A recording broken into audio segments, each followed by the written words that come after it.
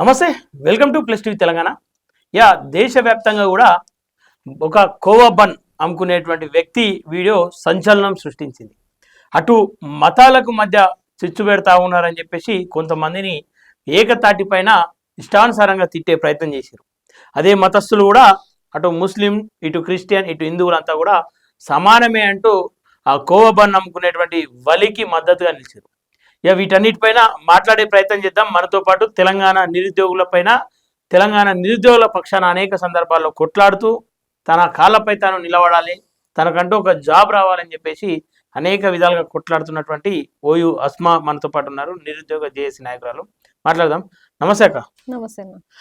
చెప్పండి, అంటే ఒక మతం ఏ విధంగా ప్రభావితం చేస్తుంది, కులం ఏ విధంగా ప్రభావితం చేస్తుంది, నిజంగా మతాలు కులాల మధ్యలో ఉన్నటువంటి వ్యత్యాసం అంటే ఒక నిరుద్యోగాన్ని మీరు ఎట్లా చూస్తారు? అసలు మనం బుక్స్ లో చదువుతాం, హిందూ ముస్లిం బాయి బాయి సబ్కో అప్నా మిత్ర బనాయి అని చెప్పేసి మనం బుక్స్ లో చదివినాము.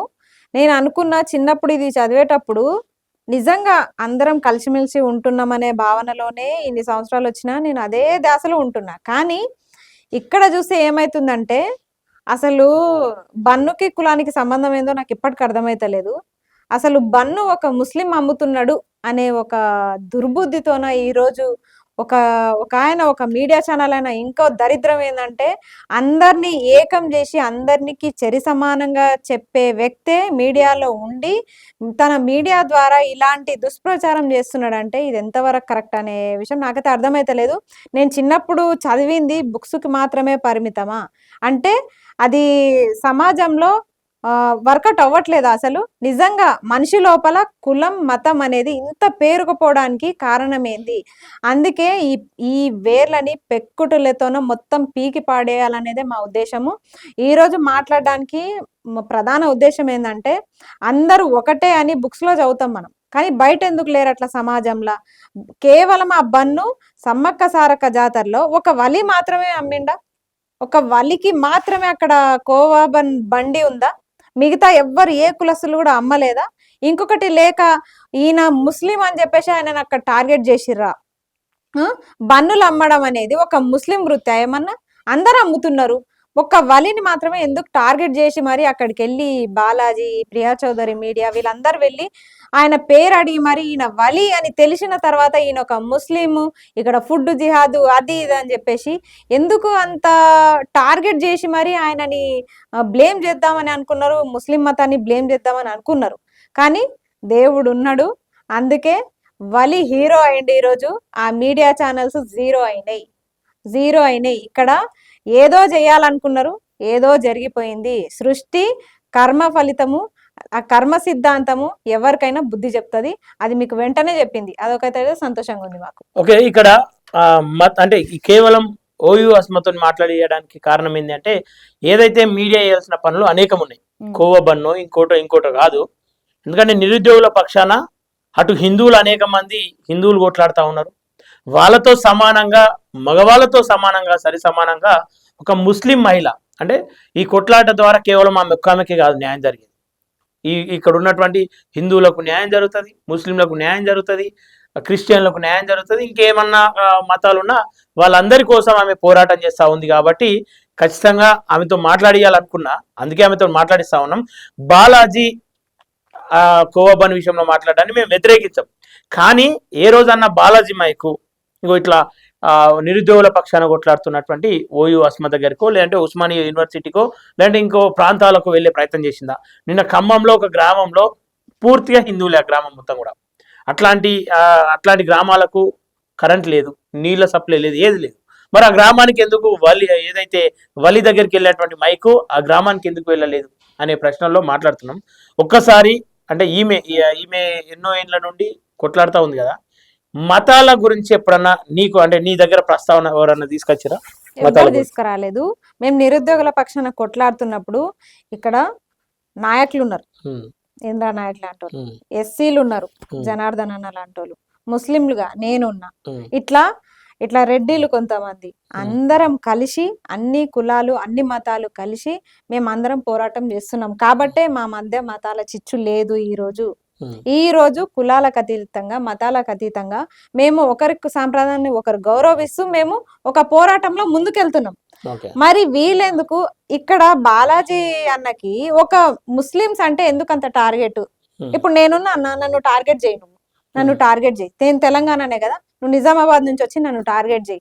ఎందుకన్నా సమ్మక్క సారక్క జాతరలో కేవలం వలి మాత్రమే మీకు ఎందుకు టార్గెట్ గా కనిపించిండు అని అంటే ఆయన ముస్లిం కాబట్టి. ఓకే.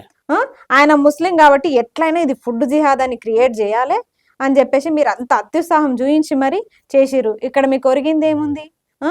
బాలాజీ అనే వ్యక్తి మత చిచ్చు రేపుతున్నాడు, మొత్తం మతాలని కించపరుస్తున్నాడు, ముస్లింలని టార్గెట్ చేస్తున్నాడని అందరికీ తెలిసిపోయింది. అంతే తప్ప మీకేమన్నా పద్మశ్రీ వస్తుందా, లేకపోతే ఏమన్నా ఆస్కార్ అవార్డు వస్తుందా? మీకు ఏమొస్తుంది? మీ నటనకైతే ఇవ్వచ్చు ఆస్కార్ అవార్డు, కానీ ఇక్కడ మీకు అది కూడా రాదు. 100% ఇక్కడ వలికి వేరే వేరే మతాలు వెళ్ళే సపోర్ట్ చేసినాయి కానీ ముస్లిమ్స్ వెళ్ళలే. ఫస్ట్ మీడియా ఛానల్స్ అందరు కూడా వెళ్ళినప్పుడు వేరే వేరే మతాలు వేరే వేరే కులాల వాళ్ళే మానవతా దృక్పథంతో వెళ్ళిర్రు.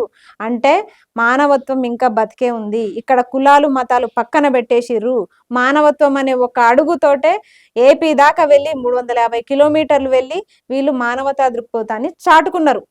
నేను ఇంకొకటి ఇక్కడ మీడియా వాళ్ళని మీరు తప్పు చేసిర్రు, కానీ వీళ్ళు ఒకటి ఏం చేసిర్రంటే ఇక్కడ తెలంగాణ కోసం 1200 మంది విద్యార్థులు ఆత్మ బలిదానాలు అయిపోయారు. మరి వాళ్ళ కుటుంబాలను కూడా ఇట్లే ఆదుకోండి అని చెప్పేసి నేను అందరినీ మీడియా ముఖంగా వేడుకుంటున్నా. ఎందుకంటే మన తెలంగాణలో కూడా మనం చూసుకోవాలి.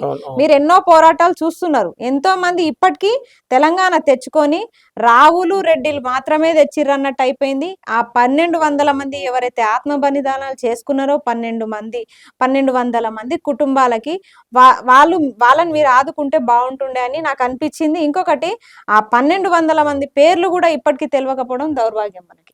ఓకే. బాలాజీ లాంటి వాళ్ళకు కూడా మేమేమంటా ఉన్నామంటే 1200 మంది అమరుల త్యాగాల తర్వాత తెలంగాణ తెచ్చుకున్నాం.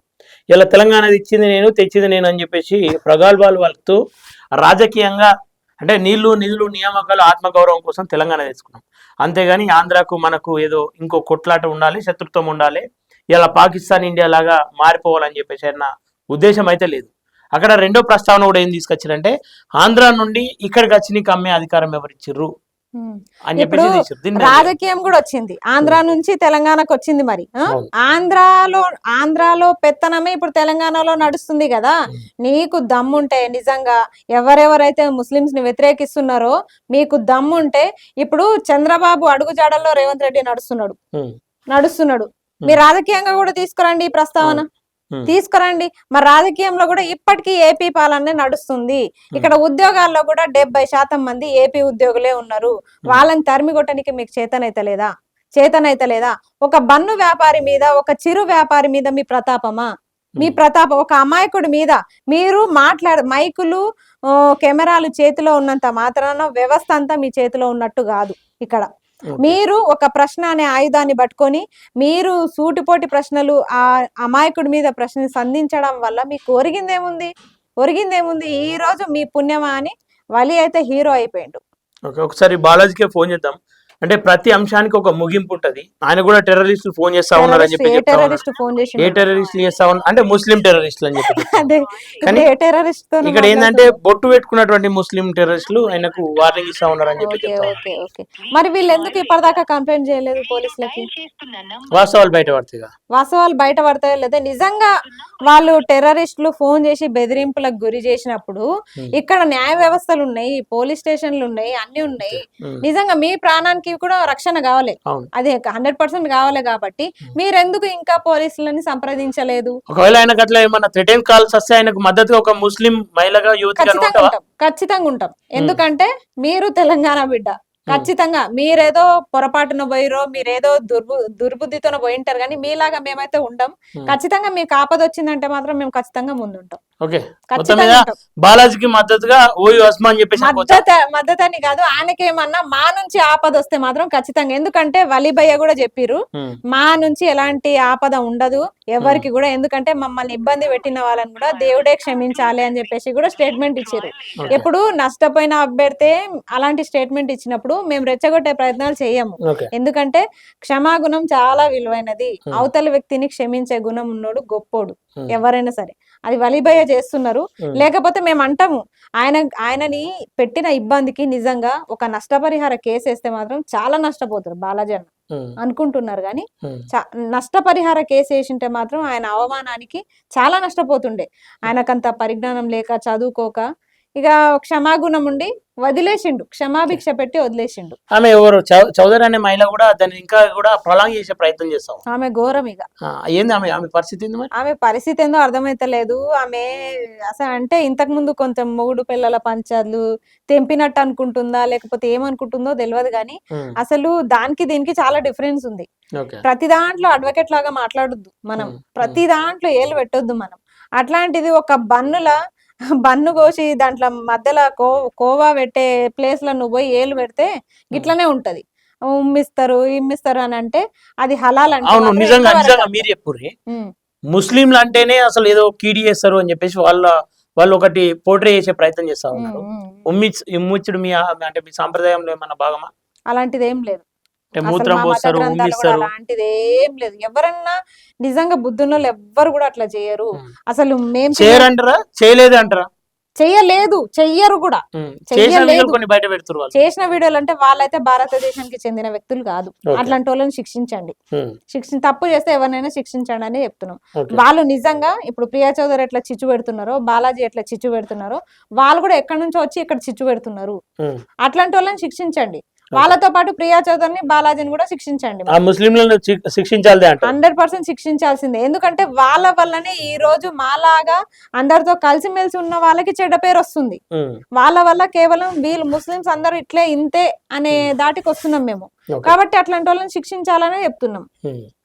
ఇంకా వాళ్ళ అంశం ఒకసారి పక్కన పెడితే, ఈ మధ్య కాలంలో కొత్త జీవో వచ్చింది నిరుద్యోగులకు. మీ ఏదైతే నోటిఫికేషన్ ఇప్పుడు అప్పుడు అని ఎదురు చూస్తా ఉంటే డిగ్రీ లెక్చరర్ జీవోలు వస్తా ఉన్నాయి మీకు నోటిఫికేషన్ల కంటే. జీవో ఏంది అసలు ఏమైతుందో అర్థమైతలేదు. ఇక్కడ విద్యాశాఖ మంత్రికి నిజంగా విద్యా వ్యవస్థ పట్ల అవగాహన ఉందా లేకపోతే కావాలని చేస్తారో అర్థమైతలేదు. ఇక్కడ జీవో 29 వల్ల గ్రూప్ 1లు, డిఎస్సి వాళ్ళు 108 జీవో వల్ల, పోలీస్ అభ్యర్థులు 46 జీవో వల్ల, గురుకుల అభ్యర్థులు 81 జీవో వల్ల, ఇప్పుడు ఇవన్నీ చాలవన్నట్టు డిగ్రీ లెక్చరర్ నోటిఫికేషన్ లో కూడా ఒక జీవోని తెచ్చిపెట్టిర్రు. అదే జీవో నంబర్ 4. ఇది అఫీషియల్ గా నిన్ననే వచ్చింది. అయితే ఇది అసలు ఎందుకు వచ్చిందంటే, అసలు పిహెచ్డి చేసిన వాళ్ళే అర్హులు అని చెప్పేసి కొన్ని అకాడమిక్ ఇయర్ స్కోర్ అని చెప్పేసి 50 మార్కులు పెట్టేసారు. మొత్తం టోటల్ 100 మార్కులు. మీ ఎగ్జామ్ రాస్తే 40 మార్కులు, ఇంటర్వ్యూకి 10 మార్కులు అట. దీని వల్ల టోటల్ 100 కదా. అసలు ఎవరన్నా ఈ ఎగ్జామ్ లో ఎక్కువ మార్కులు పెడతారా? వీళ్ళ చేతిలో 60 మార్కులు పెట్టుకున్నారు. ఇప్పుడు ఇంటర్వ్యూలో ఎట్లుంటా మనం చెప్పనక్కర్లే. ఎవరికి సుపరిచితులు ఉంటే వాళ్ళకి మార్కులు పడతాయి, మొఖాలు చూసి బొట్లు పెడతారు. ఇక మిగతా 50 మార్కులు అంటే degree score, PG score, PhD score, ఆ తర్వాత జేఆర్ఎఫ్ స్కోరు, ఎంఫిల్ స్కోరు. అసలు ఎంఫిల్ అనే కోర్సు తెలంగాణలో ఉందా? తెలంగాణలో లేని ఎంఫిల్ కోర్సుకి మార్కులు ఎట్లా కేటాయించారు మీరు? అసలు టోటల్ గా మీరు ఇట్లా అసలు ఈ సిస్టమే లేకుండే. ఇంతకు ముందు డిగ్రీ లెక్చరర్ అర్హత పరీక్షలు ఏమంటే యూజీసీ నెట్, టీజీ సెట్, ఇవి మీరు నిర్వహించినవే కదా. అంటే ఇప్పుడు యూజీసీ నెట్, టీజీ సెట్ అనే ఎగ్జామ్స్ వేస్టా? అట్లాంటప్పుడు ఎందుకు పెడుతున్నారు? మరి ఆ వ్యవస్థను రద్దు చేయండి. రద్దు చేసి పిహెచ్డి సీట్ల కోసం నేను ఎప్పటి నుంచో మాట్లాడుతున్నా, పిహెచ్డి సీట్లు పెంచి ఇయర్ నోటిఫికేషన్ విడుదల చేయండి. దాంట్లో ప్రతి కేటగిరీకి, బీసీలకి, ఎస్సీలకి, ఎస్టీలకి, ఓసీలకి అందరికి కూడా సీట్లు కేటాయించి పిహెచ్డి ఎంట్రన్స్ ఎగ్జామ్ పెట్టండి. సత్తా ఉన్నోళ్ళు, దమ్మున్నోళ్ళు పిహెచ్డి చేసి ఆ తర్వాత కొట్టుకుంటారు. మీరు 15 సంవత్సరాల నుంచి లేని డిగ్రీ లెక్చరర్ ఎగ్జామ్స్ ని ఇప్పుడు పెడుతూ, ఇప్పుడు ఇన్ని ఆంక్షలు పెడితే, లేని ఆంక్షలు అసలు దేశంలో ఎక్కడ ఏ రాష్ట్రంలో లేని ఆంక్షలు ఇప్పుడు నిబంధనలు ఇప్పుడు పెట్టి విద్యార్థుల్ని, నిరుపేద విద్యార్థుల్ని, నిరుద్యోగుల్ని ఇబ్బంది పెడుతుంటే చూసుకుంటే ఎట్లా ఉంటాం? ఇప్పుడు నేను కూడా నష్టపోతా దానివల్ల. ఇన్ని రోజులేమో మాకు యూజీసీ నెట్ ఉంది, టీజీ సెట్ ఉంది, అన్ని అర్హతలు ఉన్నాయి, మేము ఎగ్జామ్ రాసుకోవచ్చని 1000 కళ్ళతో ఆశలతో ఎదురు చూస్తుంటే, తీరా చూస్తే నిన్న ఈ జీవో తెచ్చి మాకు నెత్తి మీద పెద్ద గుణపం బండరాయి పెట్టినట్టు. జీవో నంబర్ 4 చాలా నష్టం. ఎందుకంటే ఈ పిహెచ్డీలు కూడా తెలంగాణ రాష్ట్రంలో ఎంతమంది చేసి ఉంటారు చెప్పండి? ఇప్పుడు ఏపీ వాళ్ళు వస్తారు, అన్ని రాష్ట్రాల వాళ్ళు వస్తారు, ఇంకా ఇక్కడ నుంచి కొంతమంది పిహెచ్డీలు కొనుక్కున్న వాళ్ళు కూడా ఉంటారు. ఆ కొనుక్కున్న వాళ్ళు కూడా ఇది ఎగ్జామ్ కి రాస్తారు. 50 తెలంగాణలో వాళ్ళు ఉద్యోగానికి అర్హులైతారు. ఇప్పుడు అంటే తెలంగాణలో చదివిన వాళ్ళకి ఉద్యోగాలు ఉండవు. ఎక్కడి నుంచో పిహెచ్డీలు తెచ్చుకొని కొనుక్కొని రాసిన వాళ్ళకి ఇప్పుడు ఉద్యోగాలు ఇస్తున్నారు. నిజం చెప్పాలంటే దీంట్లో ముందుగా 2 ఉద్యోగాలు వస్తాయి. ఒకటి చెనగాని దయాకర్కి, మానవతరాయికి, వీళ్ళిద్దరికి ఉద్యోగాలు వస్తాయి.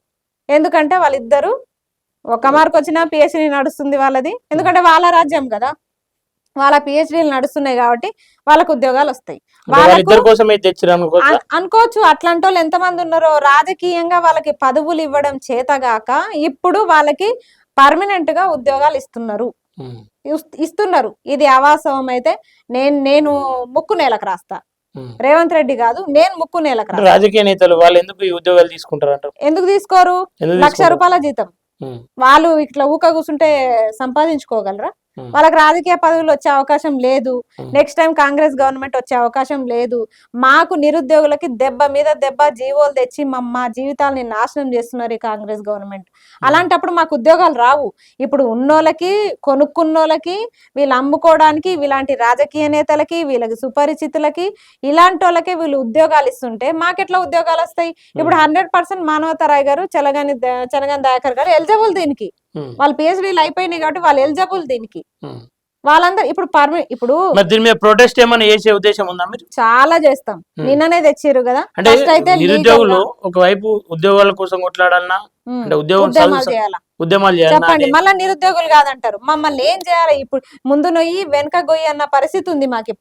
ఇప్పుడు ఉద్యోగాల కోసం కొట్లాడే టైం క్రమంలో నోటిఫికేషన్ పుట్టుకుని వస్తే చదువుకోవడానికి టైం ఉండదు.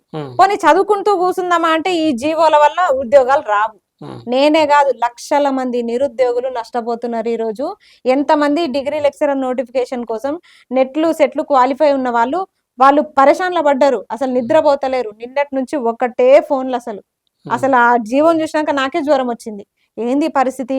దీన్నే నమ్ముకొని ఉన్నాం సంవత్సరాల తరబడి. ఇప్పుడు ఇట్లా నోట్లో మట్టి కొట్టినట్టు అయిపోయింది కదా అని చెప్పేసి ఇక మాకు సీన్ అంతా అర్థమైంది. ఇప్పుడు కాంట్రాక్ట్ వాళ్ళు ఉన్నారు కదా. ఇప్పుడు బీఆర్ఎస్ హయాంలో 3,200 మంది జూనియర్ లెక్చరర్ని, కాంట్రాక్ట్ లెక్చరర్ని ఆయన రెగ్యులరైజ్ చేసిండు. అప్పుడు అట్లా నోట్లో మట్టి పడ్డది. ఇప్పుడేమో ఈయన వచ్చి డిగ్రీ లెక్చరర్ని మొత్తం చాలా మందిని ఇప్పుడు ఈయన రెగ్యులరైజ్ చేస్తున్నాడు. ఈయన అఫీషియల్ గా చేస్తున్నాడు. దానివల్ల ప్రభుత్వానికి ఏం ఉపయోగం అంటే ఇప్పుడు ₹1,00,000 జీతం వెనుక వీళ్ళు ఎన్ని కోట్లు ఖర్చు పెట్టి కొనుక్కుంటారు ఆ ఉద్యోగాలను? ఎవరికి తెలుసు? కాంగ్రెస్ పార్టీలో చాలా మంది పదవులు లేక కొనుక్కోలేరు. ఎక్కడ కొనుక్కుంటారు? ₹5 భోజనం తినేటోళ్ళు 5-6 కోట్లు పెట్టి జాబ్ కొనుక్కుంటారా? లక్షల జీతం అది. 100% నా కడుపు కొట్టిరు వీళ్ళని మాత్రం వదిలిపెట్టే ప్రసక్తి లేదు. ఒకవేళ ఈ జీవోని వెనక్కి తీసుకోకుంటే మాత్రం పరిణామాలు వేలుంటాయి. ఉద్యోగాలు రావు మాకు. నేను కన్ఫర్మ్ చెప్తున్నా, ఉద్యోగాలు రావు మాకు. ఇలాంటి చిచ్చర జీవోలు పెడితే ఎట్లొస్తాయి?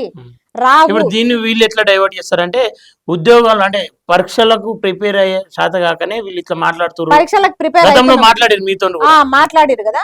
పరీక్షలకు ప్రిపేర్ అవుతున్నాము. మరి ఈ జీవోని పీకనికి పెట్టిరా? ఎందుకు పెట్టిరు? మరి ఈ జీవో అవసరమా? డిగ్రీ లెక్చరర్ స్థాయి ఉద్యోగానికి యూజీసీ నెట్, టీజీ సెట్ అనేవి అర్హత పరీక్షలు. అవే చాలా కష్టం క్వాలిఫై అవ్వడం.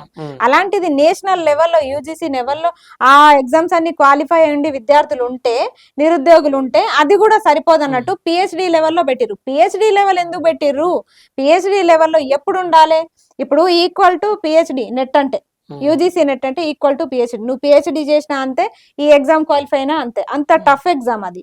అలాంటి ఎగ్జామే అర్హత అని పెట్టినప్పుడు అలాంటి ఎగ్జామ్ ని కూడా పక్కన పెట్టేసి ఈ కొత్త రూల్స్ ఏంది? 5 సంవత్సరాలు పిహెచ్డి చేసినా ఒకటే అన్న, యూజీసీ నెట్ క్వాలిఫై అయినా ఒకటే, ఒక్క ఎగ్జామ్ క్వాలిఫై అయినా అంతే. అంత టఫెస్ట్ ఎగ్జామ్ అది. నేషనల్ లెవెల్లో ఉంటది. ఆ ఎగ్జామ్ క్వాలిఫై అయ్యింది కూడా ఇప్పుడు ఏం లాభం అంటే యూజీసీ నెట్, టీజీ సెట్ రద్దు చేయండి. మరి పిహెచ్డి సీట్లు పెంచండి. Yearly once PhD entrance exam పెట్టండి. కేటగిరీ వైజ్ గా చాలా పోస్టులు ఇవ్వండి. అసలు ఎప్పుడో 18 జాయిన్ అయిన వాళ్ళకి ఇప్పటిదాకా పిహెచ్డి పట్టాలే రాలే. ఎప్పుడో తెలంగాణ రాకముందు నుంచి పిహెచ్డీలు ఇప్పటికీ కంటిన్యూ చేస్తూనే ఉన్నారు. అట్లాంటి వాళ్ళవే పిహెచ్డీలు అయిపోలే, అక్కడ సీట్లే ఖాళీ కాలే. మాకెక్కడి నుంచి పిహెచ్డి సీట్లు వస్తాయి? 5 సంవత్సరాలు ఎప్పుడు అయిపోవాలి? మేము ఎప్పుడు ఉద్యోగాలు కొట్టుకోవాలి? మీరు పిచ్చి రూల్స్ పెట్టి మమ్మల్ని అంటే మేమేం చేయాలి? వీళ్ళు పిచ్చి రూల్స్ పెట్టిరు. ఇక్కడ అసలు ఈ జీవో అనవసరం. ఖచ్చితంగా మేము గెలుస్తామనే నమ్మకం అయితే మాకుంది. ఫైనల్ గా ఏం చెప్పదలుచుకోరు ప్రభుత్వానికి కానీ ప్రజలకు కానీ? అంటే చాలా మంది ఏమైతా ఉంది, అవసరం ఉన్నప్పుడేమో అంటే ఓట్లు వేసే సమయంలోనేమో డబ్బు కమ్ముడు పోతా ఉన్నారు, హక్కులను సాధించుకునే విషయంలోనేమో పోరాటాలు చేస్తా ఉన్నారు. అసలైన వాళ్ళను గద్దెనెక్కిస్తే ఈ పోరాటాలు అవసరం ఉండదు, ఈ కొట్లాట అవసరం ఉండదు. ఈ దిశగా ప్రజలకు ఏం చెప్పదలుచుకున్నారు? ప్రజలకు ఏం చెప్పదలుచుకున్నా అంటే వీళ్ళు గెలిచేంత వరకు మన కాళ్ళు పట్టుకుంటారు, గెలిచిన తర్వాత అసలు మనల్ని కలిసే ప్రయత్నం కూడా చేయరు. అసలు ఎంతో మంది ఆత్మ బలిదానాల మధ్య ఏర్పడ్డ తెలంగాణ కుర్చీ మీద ఈ రోజు కూర్చొని విలయ తాండవం ఆడుతున్నారు రెడ్డిలు రావులు. రెడ్డిలు రావులు అందరిని అంటున్నా నేను. వీళ్ళందరూ కూడా ఏం చేసిరంటే వాళ్ళు అట్లా చేసిరని వీళ్ళని తీసుకొస్తే వీళ్ళు కూడా అట్లా చేస్తున్నారు. వీళ్ళు కూడా నిరుద్యోగుల పొట్ట కొడుతున్నారు, ప్రజల పొట్ట కొడుతున్నారు. రైతు బంధులు వేస్తున్నారా? కనీసం రైతు బంధులు లేవు రైతులకి ఇప్పటికీ. డిసెంబర్ లో వేస్తున్న రైతు బంధు ఇప్పటిదాకా లేదు, కానీ పోస్టర్లు మాత్రం ప్రతి నియోజకవర్గంలో వేసుకుంటున్నారు. రైతు బంధులు పడ్డాయి 16 తారీఖు పడతాయి, 15 తారీఖు పడతాయి అని పోస్టర్లు వేసుకుంటున్నారు. ఇది కనీసం సిగ్గని అనిపిస్తలే. మీరు వేసుకునే పోస్టర్ల డబ్బులతోనైనా ఈ రైతులకి రైతు బంధులు వేయచ్చు, కానీ పోస్టర్లకు కేటాయిస్తున్నారు, పబ్లిసిటీలకు కేటాయిస్తున్నారు తప్ప అసలు రైతుల కడుపు చూస్తలేరు, నిరుద్యోగుల కడుపు చూస్తారు, అందరినీ ఎండబెడుతున్నారు. మీరు ఖచ్చితంగా మీకు బుద్ధి చెప్పే కాలం అయితే దగ్గరలోనే ఉంది. అసలు నిజంగా ప్రజలే ఆలోచించుకోవాలి. ఇక్కడ మీ పిల్లలకు ఉద్యోగాలు లేవు, మీకు అసలు నిధులు లేవు, మీకు అసలు పథకాలు వస్తలేవు, ఏం వస్తలేవు, ఇంకా ఏం నమ్మి ఈ ప్రభుత్వానికి ఓటేయాలి? ఇది ఒక్కటైతే గమనించాలి. మొన్న అంటే వీళ్ళు డబ్బులు ఎక్కువై అసలు ఎక్కడన్నా అధికారంలో ఉన్న పార్టీకి ఎక్కువ వస్తాయా సీట్లు, మిగతా ప్రతిపక్షం పార్టీకి వస్తాయా? అయినప్పటికీ ఎంఐఎంలు కూడా, స్వతంత్ర అభ్యర్థులు కూడా, బీఆర్ఎస్లు కూడా అన్ని పార్టీలు నెట్టుకొచ్చినాయి. వాళ్ళ ప్రతాపం వాళ్ళు చూపించుకున్నారు. ఆ పార్టీలో ఉన్న అభ్యర్థులను కూడా కొనుక్కున్నారు వీళ్ళు 50 లక్షలు పెట్టి, ఒక్కొక్క క్యాండిడేట్ కి 50 లక్షలు. అంత కేటాయించి వీళ్ళకి గెలుపే కావాలి, వాళ్ళ ఎంతకైనా తెగిస్తారనే విషయం అర్థమైంది. వీళ్ళు దాచుకున్నంత డబ్బంతా ఎన్నికల కోసమే, అక్కడ మూటాలు తీసుకుపోయి ఢిల్లీకి ఇవ్వడం కోసమే, అంతే తప్ప ప్రజలనైతే బాగు చేసే ఉద్దేశం వీళ్ళకి లేదు, ఆలోచనే లేదు. కాబట్టి ప్రజలు ఈసారి మీ ఓటు ఖచ్చితంగా ఆలోచించేయాలి. అందరు వన్ సైడ్ అయిపోతే మాత్రం ఏం చేయలేరు. Okay, thank you. ఓకే, చూస్తున్నారు కదా, ఏదైతే కోవా బన్ విషయంలో మతం ఓడింది, మానవత్వమే గెలిచింది. అది అవునన్నా కాదన్నా వాస్తవమే. ఎందుకంటే 2 మతాల మధ్య చిచ్చు పెడదామని చూసినటువంటి ఒక వీడియో ఈ దేశంలో ఉన్నటువంటి మానవత్వాన్ని గుర్తు చేసింది. ఎక్కడెక్కడి నుండో ఆ ప్రాంతానికి వెళ్ళి వాళ్ళ కష్టాలను చూసేటట్టు, వాళ్ళ గ్రామానికి బాటలు కనిపించేటట్టు చేసింది. ఆ అంశాన్ని పక్కన పెడదాం. ఏవైతే మైకులు ఇయ్యాల మతాల మధ్యలో పనిచేసే ప్రయత్నం చేస్తూ ఉందో ఒక్కసారిగా సమస్యల పైన పనిచేసే ప్రయత్నం చేద్దాం. ఇలా అన్ని మతస్థులు నిరుద్యోగంతో కడుపెండి 5 రూపాయల భోజనం తినుకుంటూ అశోక్ నగర్, దిల్సుఖ్ నగర్ అనుకుంటా ఈ ప్రాంతాలకు అంకితం అవుతా ఉన్నారు. సరే, రక్తం మరిగి ఇంకెన్నాళ్ళు అణచివేత అని చెప్పేసి బయటకు వచ్చి ప్రొటెస్ట్ చేస్తే లకారంతో తిట్లు పడుతూ మన బిడ్డలందరూ కూడా రోడ్లపైన లాఠీ దెబ్బలతో రక్తం చిందిస్తూ ఉన్నారు. వీటన్నిటిపైన ఖచ్చితంగా మనమంతా కూడా ఏకతాటి పైన మాట్లాడాల్సిన అవసరం ఉంది. ఇలా అవసరం లేని జీవోలు తీసుకొచ్చి వాళ్ళ జీవితాలను ఆగం చేసే ప్రయత్నం చేస్తూ ఉన్నారు. కాబట్టి ఖచ్చితంగా ఏకతాటి పైనకు మీడియా రావాలి, సమాజం రావాలి. రాజకీయాలకు అతీతంగా మనం ఎప్పుడైతే అడుగులు వేస్తామో వాళ్ళందరి భరతం పట్టచ్చు. మన ఓటు సరైన విలువైనది, దాన్ని సరైన సమయంలో సరైన వ్యక్తులకు ఓటును వేసి గెలిపించుకుంటే ఇట్లాంటి పరిస్థితులు రావు. ఇలా అసెంబ్లీలో పేదల పక్షాన మాట్లాడేటువంటి గొంతులు లేవు, పార్లమెంట్లో ప్రజల కోసం మాట్లాడేటువంటి గొంతులు లేవు. కేవలం వాళ్ళ పార్టీ గొప్పతనాలు, వాళ్ళ పార్టీ చేస్తున్నటువంటి పనులు, ఫలానా పార్టీ పైన బురద జల్లేటువంటి పనులు మాత్రమే కనిపిస్తూ ఉన్నాయి. అందుకే నిరుద్యోగులు కూడా ఆలోచించాలి, వాస్తవాలను ప్రజలకు చెప్పే ప్రయత్నం చేయాలి. ఎట్లాగో మీ జీవితాలాగమని అప్పుడు తెలంగాణ విషయంలో 1200 మంది బలిదానాలు, నేను సచ్చినా సరే నా తర్వాత తరాలకు ఉద్యోగాలు రావాలని చెప్పేసి పిల్లలు లేనటువంటి వాళ్ళు, పెళ్లిళ్ళు కానటువంటి వాళ్ళు కూడా ఈ సమాజం కోసం, ఈ తెలంగాణ కోసం, తర్వాత ఉద్యోగాల కోసం పోరాటం చేసి ప్రాణాలు అర్పించారు. ఇక మీరు కూడా అదే బాట పట్టాలి. అట్లా అని చెప్పేసి సావకూడదు, బతికి కొట్లాడి సాధించి పెట్టాలని చెప్పేసి ఈ సందర్భంగా కోరుకుంటూ మనమంతా కలవాల్సిన అవసరం ఖచ్చితంగా ఉంది. నిజాయితీ పరులను గెలిపించుకోవాలి, దొంగలను ఎండగట్టాలని చెప్పేసి మనస్ఫూర్తిగా కోరుకుంటూ ఇక మతాలు, కులాలు పక్కన పెడదాం. మన ప్రాంతాలు, మన దేశం కోసం మనం అందరం పని చేయాల్సిన అవసరం ఖచ్చితంగా ఉందని చెప్పేసి మనస్ఫూర్తిగా కోరుకుంటూ చూస్తున్నానండి plus TV Telangana. Thank you.